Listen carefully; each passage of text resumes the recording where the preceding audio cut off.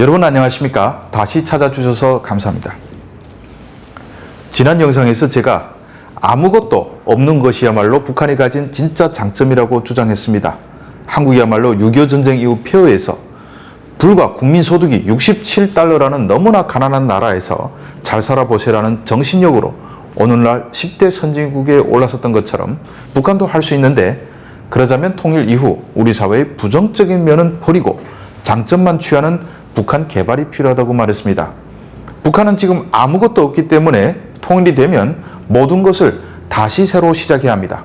바로 그런 순간이 오면 국가 발전 계획만 잘 세우면 북한은 단숨에 21세기로 업그레이드 할 수 있습니다. 아프리카 나라들이 유선 통신망이 없어 곧바로 휴대전화 상용화 시대를 연 것처럼 일정한 발전 단계를 바로 뛰어넘을 수 있습니다. 약 20년 뒤를 가정해 봅시다. 자율주행차 시대에 들어서서도 한국은 20세기에 건설된 고속도로를 그대로 사용하고 21세기 초에 건설된 고속철도를 그대로 사용할 가능성이 큽니다. 왜냐하면 이것들은 버리기엔 너무 아깝고 다시 건설하기에는 엄청난 비용이 들기 때문입니다. 제가 뉴욕 지하철의 사례를 들어 왜 그럴 수밖에 없는지 설명드렸죠. 설령 새로운 기술을 받아들여 도로와 철도를 업그레이드 한다고 해도 앞으로는 새 기술 혁신의 주기가 너무나 짧아 건설해 놓자마자 새로운 기술이 나와 과거의 선진 인프라를 낡은 인프라로 만들어 놓기 쉽습니다. 20년 뒤 통일이 된다면 철도와 도로를 완전히 다시 건설해야 하는 북한은 미래 어느 시점 통일될 당시에 가장 선진적인 시스템으로 도로와 철도를 건설하면 됩니다. 어차피 새로 건설할 수밖에 없는 것이기 때문입니다. 그럼 고속도로와 고속철도 시대를 뛰어넘어 바로 도로 위에서 스스로 충전이 가능한 자율주행차용 도로를 건설할 수도 있는 것입니다. 인프라 따로, 도로 따로, 철도 따로 건설할 필요도 없습니다.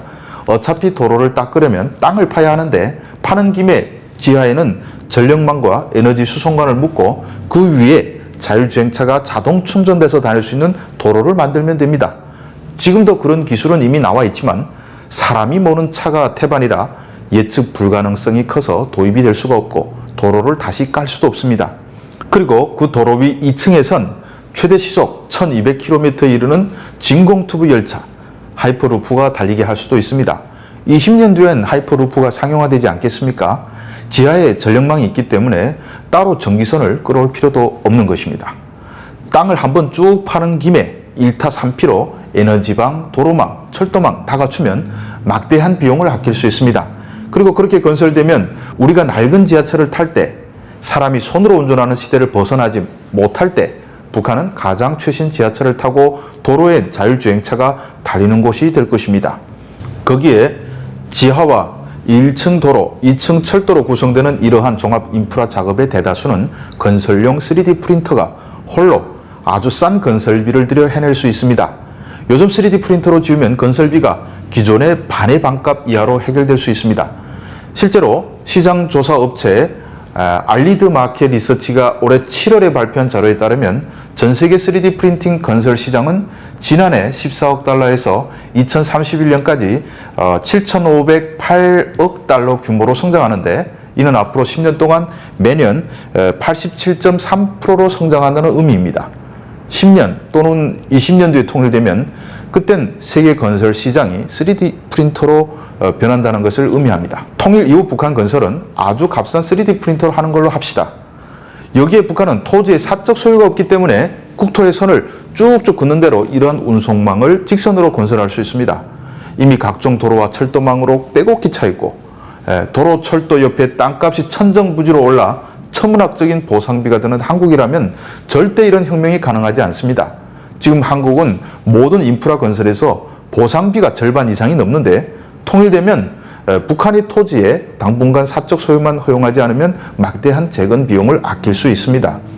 북한의 신분 제도가 철저히 파괴됐다는 것이 또 하나의 자산입니다. 비록 70년이 넘는 독재 체제로 간부와 인민이라는 신분이 생겨나긴 했지만 이런 허약한 신분제는 통일되는 순간 파괴될 수밖에 없는 것이고 기존 기득권들은 철저하게 몰락하게 될 것입니다. 기득권의 저항 역시 우려할 바가 못됩니다. 북한의 기득권층은 김정은 체제에서 혜택을 받고 큰 세력이고 그 숫자라고 해봐야 한 줌도 못됩니다. 과거사 청산 과정만 제대로 거친다면 통일 이후 북한 인민들 스스로가 이들 기득권층의 성벽을 허물어 버릴 것입니다. 종교가 전혀 자리 잡고 있지 않아 오늘날 중동을 비롯한 수많은 나라들이 벗어나지 못하고 있는 종파 갈등이란 진흙탕에 빠져들 가능성도 전혀 없습니다. 주체 사상이라고 불리는 김일성교 역시 통일되면 순식간에 사라질 허상입니다. 잘 살아보자는 북한 인민들의 욕망 역시 과거 남한에 절대 뒤떨어지지 않습니다. 북한은 6.25 전쟁에 이어 1990년대 중반 고난의 행군으로 수많은 사람들이 굶어 죽었습니다. 이런 참혹한 현실에서 생존한 북한 인민들의 정신력은 북한이 가진 또 하나의 자산입니다. 북한의 교육 수준 역시 세계 다른 나라와 비교할 때 매우 우수합니다. 비록 선진 기술을 배우지 못했지만 문맹자가 없고 기초 학력이 탄탄합니다. 남과 북은 한민족으로 북한 인민의 지적 역량과 잠재력 역시 의심할 여지가 없습니다. 21세기에 맞는 선진적 국가 시스템과 비전을 가지고 국민을 이끌 위대한 지도자를 만난다면 북한은 단기간 한국의 발전 과정을 넘어설 수 있을 것입니다. 그 국가 청사진을 그려보는 것이 바로 이 영상을 제작하는 동기입니다. 불행하게도 21세기형 선진적 국가 시스템과 훌륭한 지도자라는 두 가지 측면에서 오늘날 한국은 북한의 모델이 될 수가 없습니다. 오늘날 한국은 잘못된 시스템을 우리 스스로 수술하지 못하는 국가가 됐고 지도자는 늘 국민 대다수의 야유를 받는 신세가 됐습니다. 그럼에도 한국이 장점을 유지하고 있는 분야는 여전히 많습니다. 우수한 사회 시스템 역시 적지 않습니다. 가령 공공의료와 같은 분야는 세계에서 단연 돋보일 정도로 우수하다고 개인적으로 평가합니다. 이러한 우수한 시스템은 북한에 도입하되 아직 20세기 산업화 시대에서 벗어나지 못한 분야는 과감하게 버려야 합니다. 우리 사회에서 고질적인 병폐가 어디에서 시작됐는지를 연구해서 그 싹부터 잘라야 합니다. 북한은 바로 그런 실험 모델이 될 수가 있습니다. 김정은 체제 붕괴 이후에 북한이라는 공터에선 어떤 국가 청사진도 구현할 수 있으며 국가 대수술을 이룩하는 데 저항할 세력조차 얼마든지 타파할 수 있는 무주공산의 동산입니다. 그런 국가 개조 실험이 실제로 진행된다면 북한은 한반도를 넘어 전 세계적인 이목을 집중시키는 곳이 될 것입니다. 왜냐하면 북한에선 비단 한국뿐만 아니라 세계 모든 선진국을 연구해서 가장 우수한 시스템을 도입하고 실현할 수 있기 때문입니다.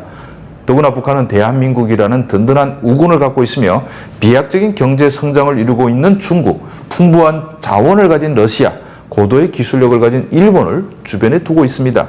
결국 어떤 계획을 세우고 어떻게 하는가에 달려있는 문제입니다.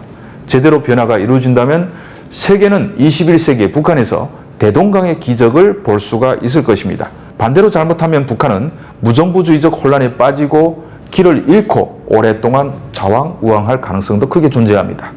북한의 혼란 속에 빠지면 한국은 연쇄적으로 가장 큰 피해를 입게 될 수밖에 없습니다. 그래서 올바른 계획과 지도자가 중요한 것입니다.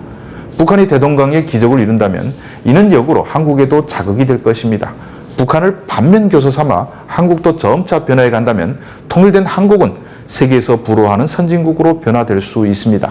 나아가 우리 민족의 미래 역시 찬란하게 빛나게 될 것입니다.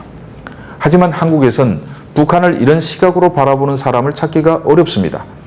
21세기가 어떤 거대한 변화를 가져올지에 대한 사색이 부족한 올드 세대의 통일 논의는 너무나 고리타분합니다. 여길 봐도 저길 봐도 한국의 현 체제가 북한보다 우월하기 때문에 통일되면 북한을 한국처럼 변화시켜야 한다는 사람들 뿐입니다. 한국의 정치인들에게 북한의 미래를 책임지라고 할 수도 없습니다. 나라와 민족의 운명보다는 목전의 정치적 이해 집산에만 정신이 팔려있는 한국의 정치인들에게 그 막중한 선장의 자리를 맡길 수는 없습니다. 그렇다고 북한의 미래를 설계하는 일은 포기할 수 없는 일입니다. 김정은 체제의 붕괴는 지금은 언제라고 말할 수는 없어도 반드시 벌어질 일이고 그때 대응을 어떻게 하는가에 따라 한국도 큰 피해를 볼 수 있기 때문입니다. 그래서 미리 준비해야 하고 북한은 반드시 새롭게 태어난다는 믿음으로 미리 로드맵을 만들자는 생각으로 이 영상을 제작합니다. 북한을 어떻게 만들 것인가 앞으로 훨씬 자세한 내용을 설명드리겠습니다. 시청해 주셔서 감사합니다.